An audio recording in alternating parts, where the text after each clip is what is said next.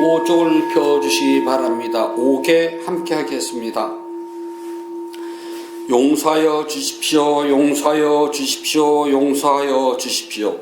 몸으로 지은 업, 입으로 지은 업, 마음으로 지은 업, 이 세 가지로 인한 모든 허물이 사라져서 병 없이 수명이 장수하고 위험이나 원수가 퍼지고 좋은 선업의 결과만 생겨서 이러한 이구로 붓다 보배, 담마 보배, 쌍가 보배라는 높고 귀한 세 가지 보배와 오늘 스님께 지익한 마음으로 두 손 모아 교만을 없애고 존경을 다하여 합장하여 배웠고 예배를 올립니다.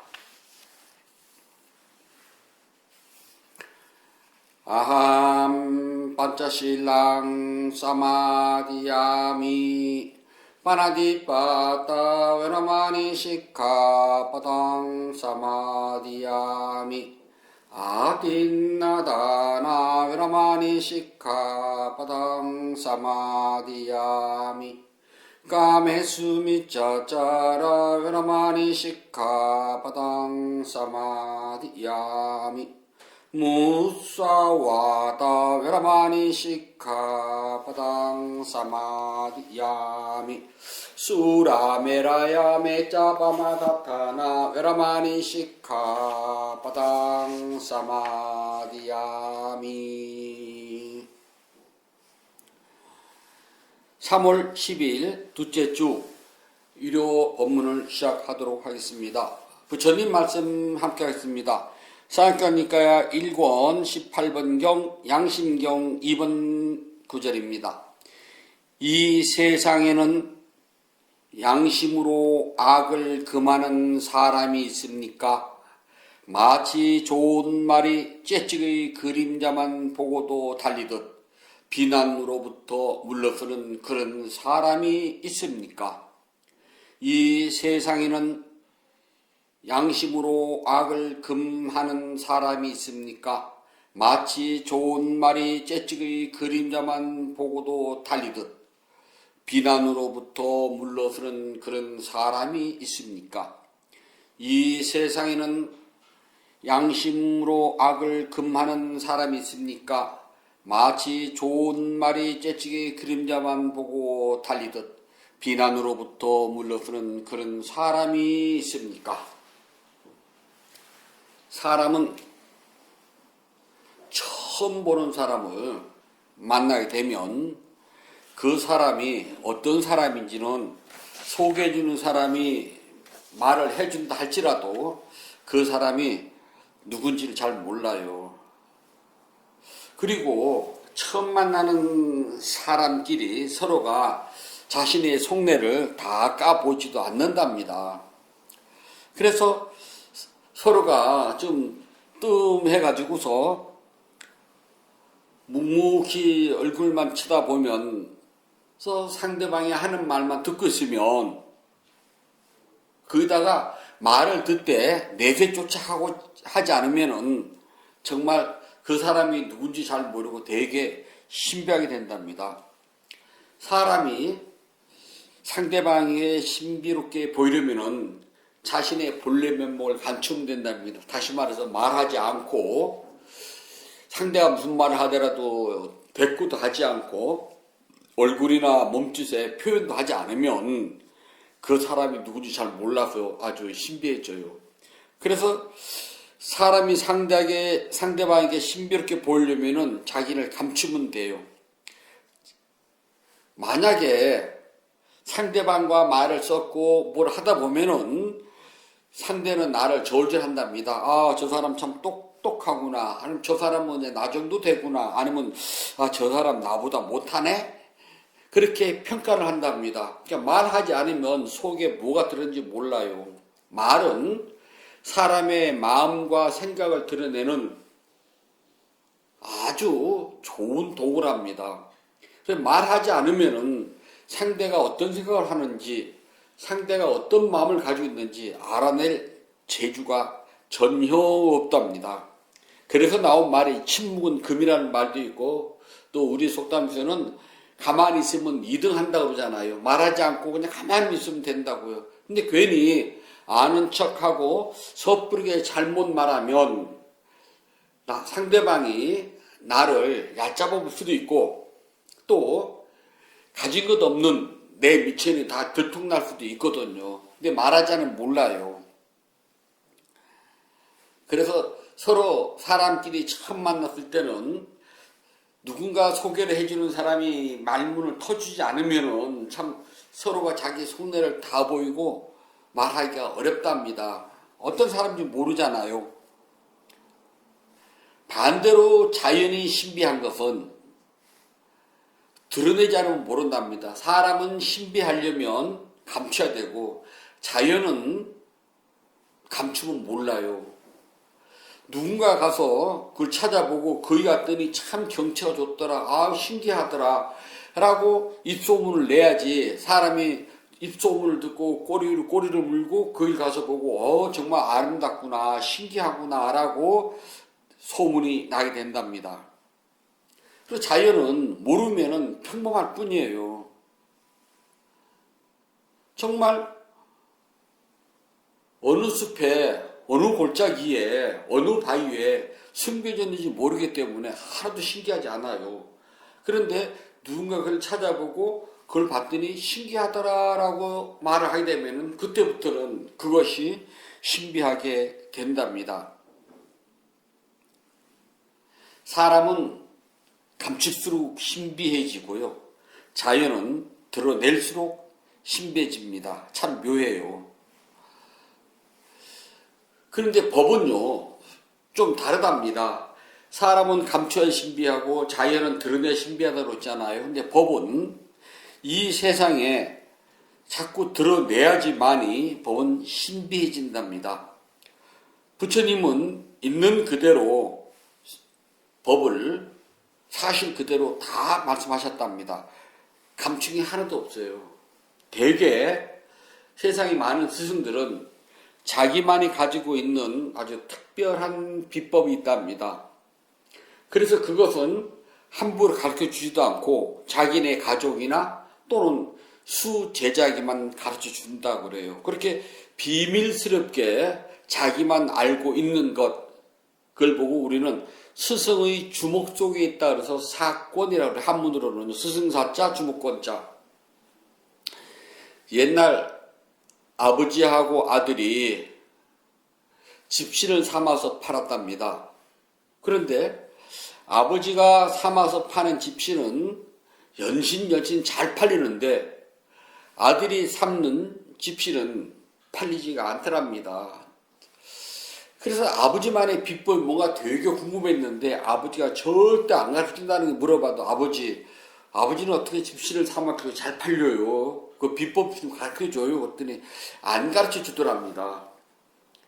그런데 이제 어느 날 연세가 많은 아버지가 노환으로 이제 곧 임종하게 됐어요. 그래 아들들이 모여가지고서 이야기를 하는데 그 중에서 집신을 삼아 파는 아들이 물어봤답니다. 아버지, 그 집신 잘 팔리는 비법이 뭐예요? 그랬더니 아버지가 털 그러면서 죽더랍니다. 아들은 집에 돌아서 아버지가 왜 털이라고 그랬지 하고 가만히 집신을 쳐다보니까 아버지가 삼은 집신은 잘 들은 칼을 가지고 삐져나온 것들이라든지 또는 까끄레기를 깨끗하게 제거를 해가지고 매끈한 집신을 만들었고 아들은 그냥 집신을 삼아서 팔았기 때문에 그렇게 꼬끄레기도 튀어나오고 매끈하지가 않았거든요. 집신 한 켤레에서 매끈하게 뒷손질하는 것조차도 비법이라고 아들에게 가르치지 않았답니다. 그것을 우리가 사권이라고 그래요. 고려 청자는 정말 아름답다고 그럽니다. 세상 사람들이 고려 청자를 보는 순간 청자에서 나오는 그 빛빛에 감탄을 한다고 그래요. 그런데 안타깝게도 그 비법이 전해지지 않았답니다. 즉 자신만 알고 있었고 다른 사람에게는 가르치지 않았답니다. 요즘은 그렇게 자신만의 비법을 돈을 받고 팔아요. 즉 그걸 보고 우리가 과외라고 한답니다. 기술 연수를 받으려면은 돈을 내고서 배워야지만 그 기술을 배우지, 돈을 내지 않으면 기술 배우기 힘들어요. 또는 돈을 내지 않는다면은 그 기술자 밑에 가서 정말 충성을 다하고 이눈치 저눈치를 다 보면서 어깨 넘어서 배우든지, 아니면은 스승에게 정말 꾸지람도 듣고 하면서 기술을 배울 수밖에 없다고 한답니다. 이렇게 스승만이 가지고 있는 특별한 기술, 기교, 비법, 우리가 그런 것을 사권이라고 하는데, 부처님은 당신께서 깨달은 법을 숨겨두지 않았답니다. 제자들에게 있는 그대로 전부 다 우리에게 가르쳐 주셨어요.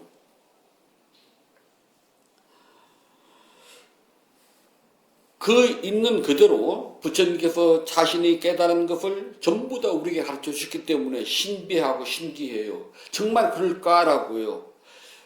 나도 부처님처럼 수행을 하게 되면 나도 부처님처럼 깨달을 수 있을까? 라고 보기 때문에 신비해진다는 겁니다. 인간들은 감춘다고 그랬잖아요. 사람은요. 아무리 감추는 게 신비하다고 해서 자신의 죄악이나 잘못을 감추면 신비해지는 것이 아니라, 그건 시간이 지날수록 추악해지고 의심만 생기고 믿지 못할 사람이 되고 같은 자리에 있기도 싫고 또 그 사람과 함께 있으면 나조차도 해로운 줄 알고 멀리 한답니다. 부처님께서는 지도자는 정의로워야 된다고 그랬답니다. 지도자는 법을 만들어 놨을 때 그 법을 다른 사람에게는 엄격하게 들여대면서 자신은 그 법을 피하는 것이 아니라 백성들에게는 여유가 있을지언정 지도자인 자신이나 또는 자신의 부하들에게는 아주 엄격하게 그 잣대를 들여대야지만이 죄악이 생기지 않고 의심이 생기지 않고 시간이 지나도 사람들이 그를 존경하게 된답니다. 근데 반대로 지도자가 돼가지고 자신의 죄악은 감추고 다른 사람들의 것은 억수로 그냥 악착같이 판에 제키면 그것이 없어지는 것이 아니라 신비한 것이 아닙니다. 추악해져요. 그리고 의혹만 생기고 시간이 가면 갈수록 믿지 못할 사람이 돼가지고 그와 멀어지고 싶답니다. 양심이라는 게 있다면요, 양심은 있는 그대로 다 드러냅니다. 자기가 잘못한 게 있으면 부끄러울 줄 알고 그 부끄러움에 대해서 용서를 구할 줄 알고, 그리고 그 자신의 잘못을 진심으로 뉘우치는 것을 우리는 양심이라고 그래요. 양심이 살아있으면 해로운 법이라고 하는 악업이 멀어져요. 양심이 있는데 어찌 악업을 지켰습니까?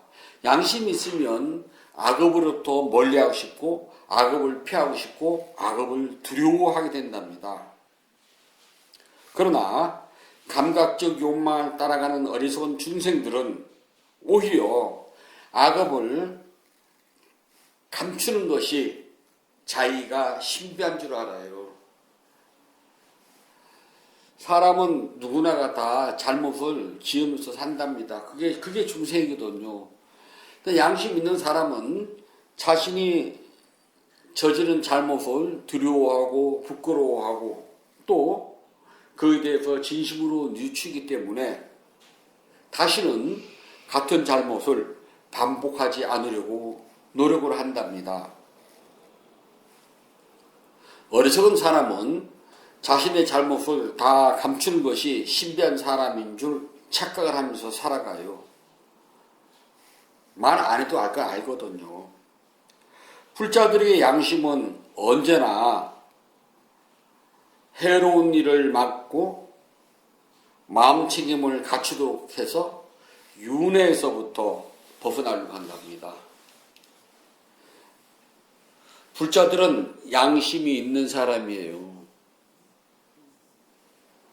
양심이 있기 때문에 수없는 윤회생 속에서 자신의 지은 악업을 부끄러워하고 다시는 거친 사바세계의 윤회의 물결 속에 떠내려가지 않으려고 노력을 한답니다. 그 노력이 바로 악업 대신 선업을 지으면서 마음 챙김을 잘하고 있다는 뜻이 된답니다.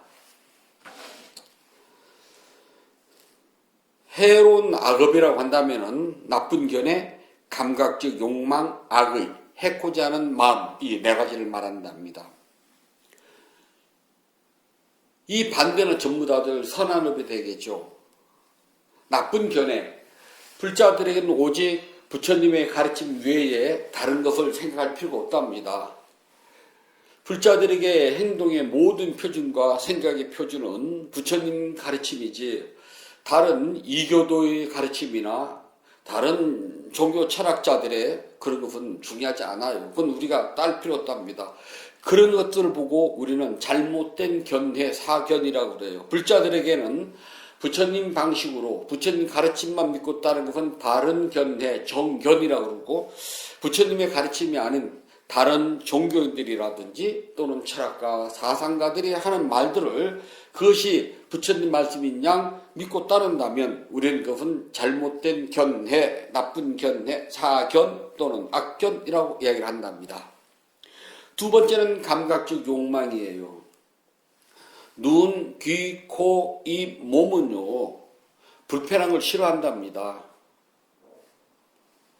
여러분들이 수행을 할 때 1시간을 앉고 1시간을 걷는답니다.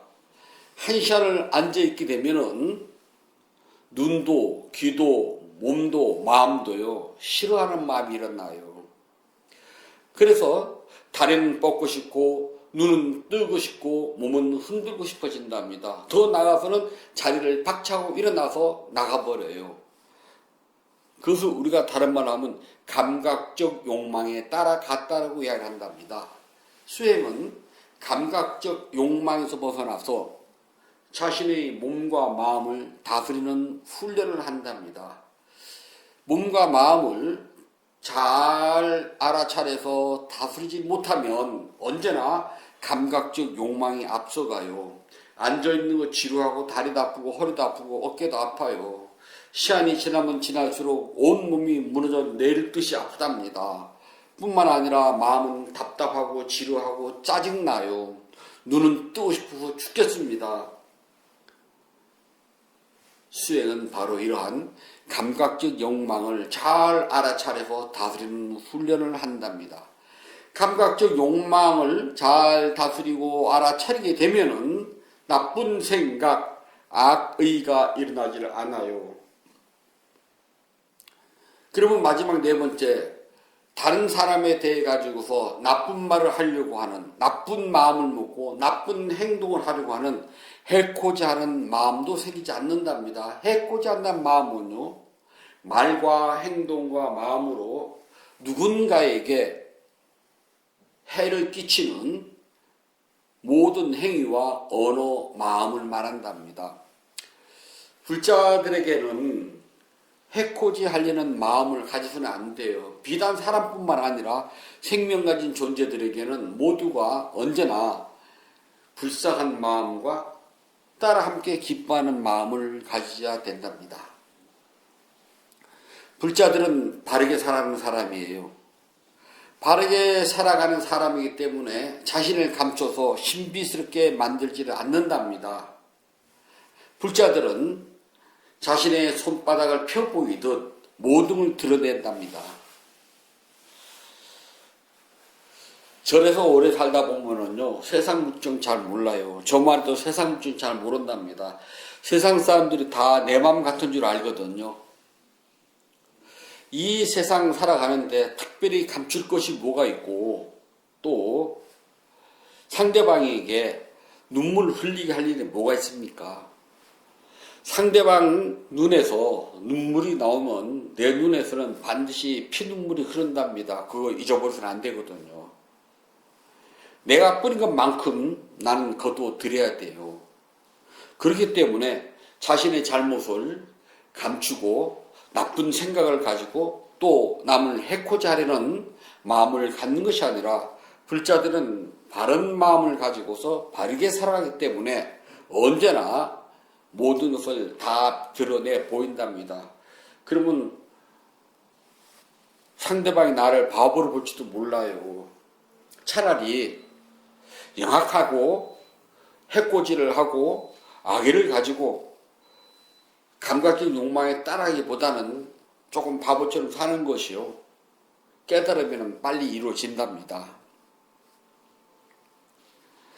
사람뿐만 아니라 생명 가진 모든 존재들은 움직이려면 매 순간마다 자신의 몸을 움직이고자 하는 방향으로 끌고 가야 돼요. 그래야지만이 그곳에 이를 수가 있답니다.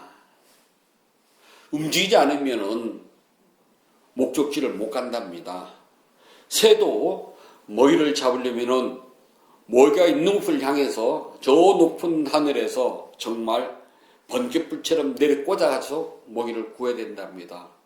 굼벵이도 먹으려면은 그 온몸을 꿈틀꿈틀거리면서 천천히라도 나가서 먹이를 취하게 된답니다. 네 발 가진 동물로서 가장 움직이는 속도가 느린 것은 나무 늘보라고 그런답니다. 아주 천천히 움직여요. 천천히 움직인다 하더라도 자기가 원하는 것을 가려면 그렇게 움직여야지만 가능하답니다. 불자들은 행동 하나하나, 발걸음 하나하나, 손짓 하나하나마다 분명하게 알아차릴 대상이 있어야 되고 확실하게 마음이 그곳에 가서 집중되고 알아차려야 되지, 그렇지 않고 마음이 이리저리로 갈팡질팡 헤매거나 들뜨게 되면은 마음은 감각적 욕망으로 따라가게 되고, 감각적 욕망에 따라가게 되면은 자연히 나쁜 생각도 떠오르고 경우에 따라서는 남의 험담도 하고, 이른바 우리가 뒤통수친다고 그러잖아요. 뒷담화 치고 하는 그런 해코지하는 마음도 생기게 된답니다. 그러다 보면은 자연히 귀에 혹하고 들어오는 나쁜 견해들에도 따라갈 수밖에 없어요. 그렇지 않고 자신의 목적이 분명하고 분명히 알아차리고 몸과 마음이 가는 대로 가는 것이 아니라 알아차린 상태에서 몸과 마음이 따라가게 된다면 해로운 악업은 짓지 않게 된답니다. 알아차림도 바빠 죽겠는데 언제 해로운 업을 짓고 그 해로운 업을 짓는데 마음을 쓸 시간이 있겠습니까? 없어요. 부처님 법이 아닌 다른 법이나 믿음을 찾아 헤매거나 그럴싸한 포장지에 따라가서 이것이 참 부처님 법인지 아니면 거짓된 법인지 구분하지 못하는 잘못된 견해를 가지면 안 된답니다. 만약 그렇게 된다면 색깔이 비슷한 간장과 콜라를 구별하지 못하는 것 똑같아요. 간장과 콜라를 구별하지 못하면은 당연히 나는 콜라라고 집었는데 달콤하고 톡 푸는 것이 아니라 짜디 짜고 냄새 나는 간장을 먹을 수밖에 없답니다. 우리가 그것을 보고 해로운 업이라고 그래요. 몸과 마음은 다섯 무더기가 원하는 대로 따라가고 오직 감각적 욕망을 즐기는 것이 편하다고 그래요. 이렇게 몸과 마음이 원하는 대로 감각적 욕망을 따라가게 되면은 악업 짓기가 쉽기 때문에 당연히 해로운 업이 된답니다. 나쁘고 독한 마음을 가지고 매사의 순리에 따르지 않고 제 깜냥대로 따라서 자신의 이익만 찾아가게 된다면은 마음은 좋지 않겠죠. 그런 마음을 보고 우리는 악의 나쁜 마음이라고 이야기합니다.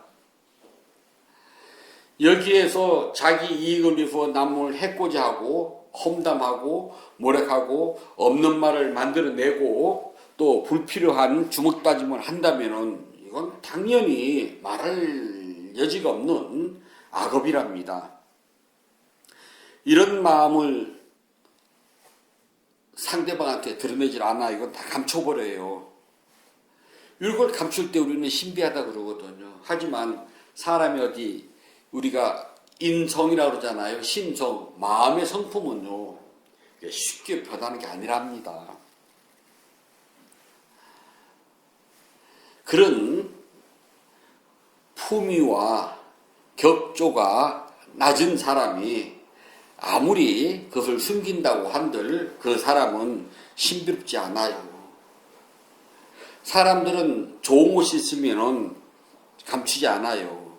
오히려 자신이 한 착한 일, 좋은 마음 씀씀이를 드러내고 칭찬받고 싶어 한답니다. 그래서 좋은 일에는 신비한 게 없어요. 주로 신비한 것은 감추는 것이 일어난다고 그랬잖아요. 감추는 것은 자기가 불리하고 자기가 지은 나쁜 행위를 감추고 싶어 한답니다. 세상 사람들이 다 알아도 그것을 감춰서 모르길 바래요. 이런 말이 있답니다. 길가에 있는 똥은 덮으면 냄새가 안 나나요? 그래서 일본 사람들은 똥은 덮으랍니다.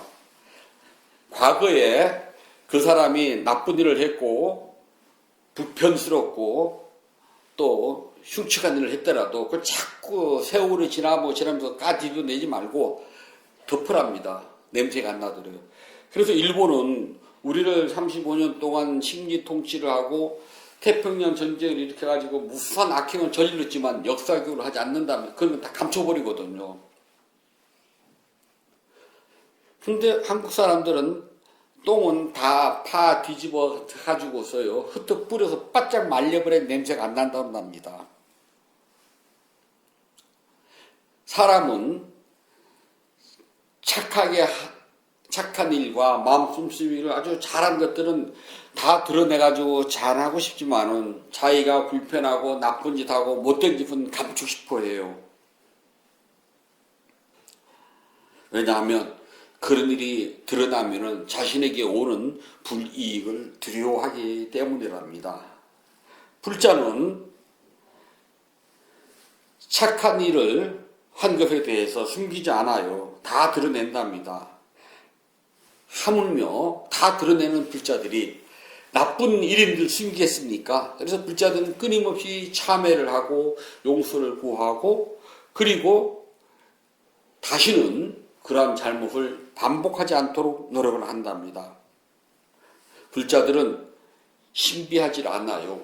불자들에게 신비한 것은 부처님 법을 열심히 공부해가지고 다른 사람들에게 내가 부처님 법을 해봤더니 이렇더라고 자랑하고 그들에게 널리 펴는 것이 신비한 것이지 보통 세상 사람처럼 자신의 과거를 숨기고 잘못한 일을 은폐하는 그런 것들이 신기한 것이 아니랍니다.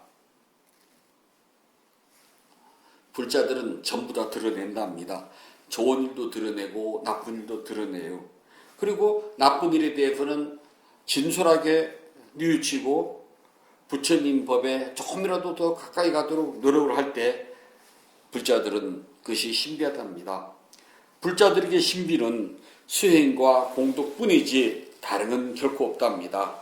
이제 봄도 오기 시작했답니다. 조금 있으면 날씨가 더 많이 따사롭고 풀릴 겁니다. 이 봄날 우리가 신비해지도록 수행과 공덕행에 조금 더 노력하도록 합시다. 부처님께서 말씀해 주셨습니다. 앙무따라 니까야 1권 18번 양심경 3번 구절입니다. 양심으로 모든 악을 금하면서 행하고 항상 마음 챙겨 괴로움의 끝에 도달하며 평탄하지 못한 길을 올곧게 걸어가는 그런 사람이 이 세상에 참으로 드물다.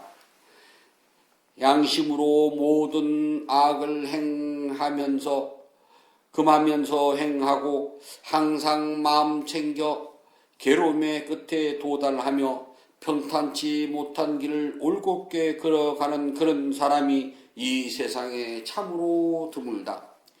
양심으로 모든 악을 금하면서도 행하고 항상 마음 챙겨 괴로움의 끝에 도달하며 평탄치 못한 길을 올곧게 걸어가는 그런 사람이 이 세상에 참으로 드물다.